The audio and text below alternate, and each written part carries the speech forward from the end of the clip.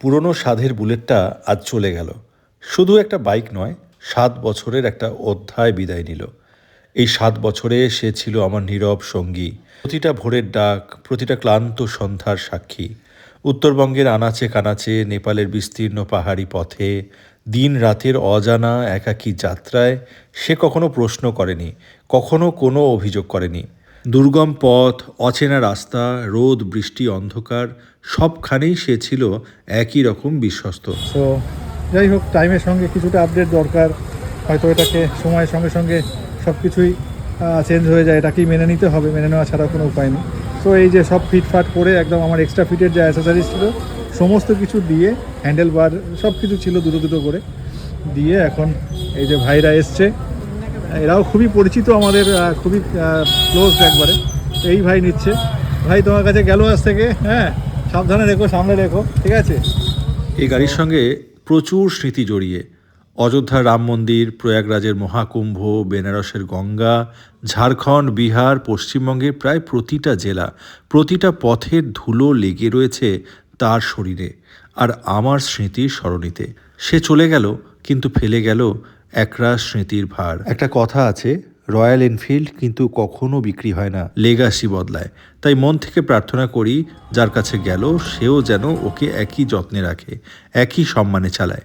কারোর চলে যাওয়ার কষ্ট কখনো পুরোপুরি মুছে যায় না, তবুও জীবন থেমে থাকে না। তাই আজকে ঘরে এলো একটা নতুন সদস্য, সঙ্গে এলো নতুন আনন্দ, পুরনোর বিদায়ে নতুনের আগমনের সুর। আমরা সর্বমঙ্গলা মন্দিরে এসেছি পুজো দিতে। এই যে পায়েলের হাতে ডালা, পুজোর ডালা, রোদ্দুর। আর এখনও মন্দিরের কিন্তু গেট খোলেনি। একটু আগেই আমরা চলে এসেছি। পেছনে যেটা দেখতে পাচ্ছ এটা সর্বমঙ্গলা মন্দির। আর মন্দিরের গেট আজকে বিকেলের সময় গেট খুলতে মোটামুটি 4টের সময় মানে গেটটা খোলে। তো একটু ওয়েট করছি, একটু পরে গেট খুলবে, তারপরে আমরা পুজো দেবো। আস্থা আবার রয়্যাল এনফিল্ডেই।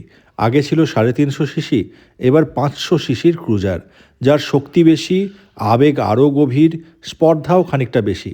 আর সেই নতুন যাত্রার শুরুটা হলো মন্দিরের সিঁড়ি ভেঙে, ঘণ্টার ধ্বনি আর ধূপের গন্ধের মাঝে। সপরিবারে পৌঁছে গেলাম সর্বমঙ্গলা মন্দিরে। নতুন ইঞ্জিনের শব্দের সঙ্গে মিশে গেল প্রার্থনার নীরবতা। চাকার নিচে তখনও রাস্তার ধুলো নেই, কিন্তু মনে জমে রয়েছে অগণিত স্মৃতির ভার। মায়ের চরণে মাথা রেখে একটাই প্রার্থনা করলাম, এই বাইক যেন শুধুই গতি না দেয়, দেয় যেন অত্যন্ত নিরাপদে বাড়িতে ফেরাও, যেন প্রতিটা যাত্রার শেষে ঘরে ফেরার গল্প থাকে, যেন রাস্তায় রাগ নয়, থাকে ধৈর্য আর সম্মান, যেমনটা দিয়েছিল আগের সঙ্গীটা এই দীর্ঘ 7টা বছরে। ধূপের ধোঁয়ার ভেতর দিয়ে চুপচাপ তাকিয়েছিল আমাদের পরিবারের নতুন সদস্য, যেন সেও বুঝে নিচ্ছে এই পরিবারের নিয়ম, এই যাত্রার দায়িত্ব। মা সর্বমঙ্গলাকে সাক্ষী রেখে নতুন লেগাসির প্রথম আশীর্বাদ নিলাম, কারণ যাত্রা শুরু হয় ইঞ্জিনে নয়, আসলে যাত্রা শুরু হয় বিশ্বাসে। এ তো গেল আমার বাহনের গল্প। এবার একটু কমেন্টে তোমাদের বাহনের গল্প শোনা যাক। তোমরা জানাও তোমাদের কি গাড়ি আছে এবং তোমাদের কি রঙের বাহন আছে।